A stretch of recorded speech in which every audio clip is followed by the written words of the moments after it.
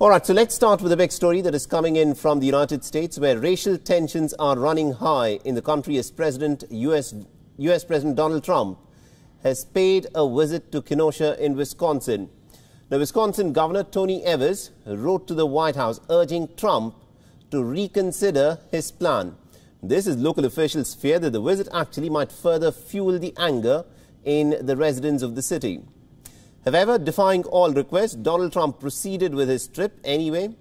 Trump visited the areas that were damaged by arsonists who were disguised as protesters. He was accompanied by security officials who blocked roads as he took stock of the situation. This was here 109 years.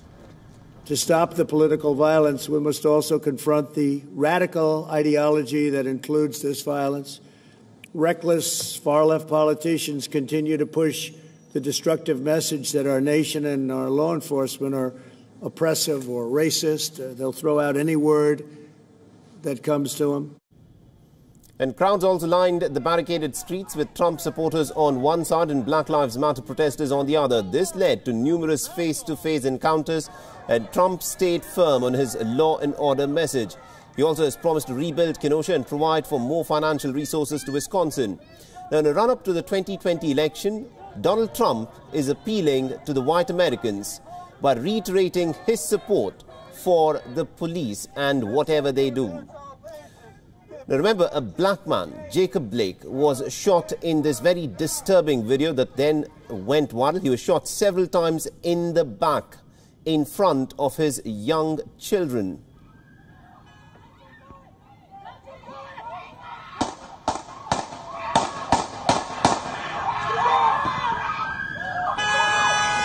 Wow. Now, Trump chose not to pay a visit to Blake, who is paralyzed from waist downwards. He's also declined to comment on the actions of a 17-year-old who has now been accused of shooting 2 men dead during a demonstration in Kenosha. He only said that it appeared that the gunman was acting in self-defense. He also defended the police action, saying that they are working under tremendous pressure.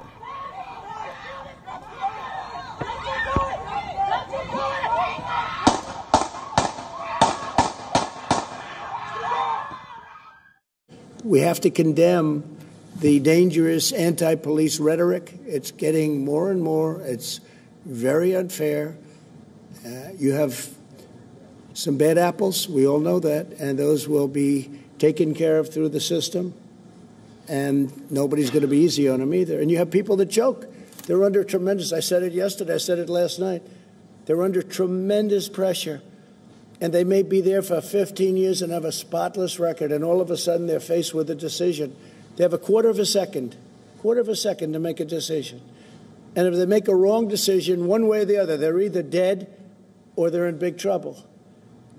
And people have to understand that. They choke sometimes. Meanwhile, Jacob Blake's relative held a community event near the site of the shooting. He demanded justice for Blake and called for the authorities to charge the officer involved. The event was held just 2 miles away from the place where Donald Trump was scheduled to visit. The Jacob Blake's shooting came at a time when people in the United States were already protesting against the killing of George Floyd.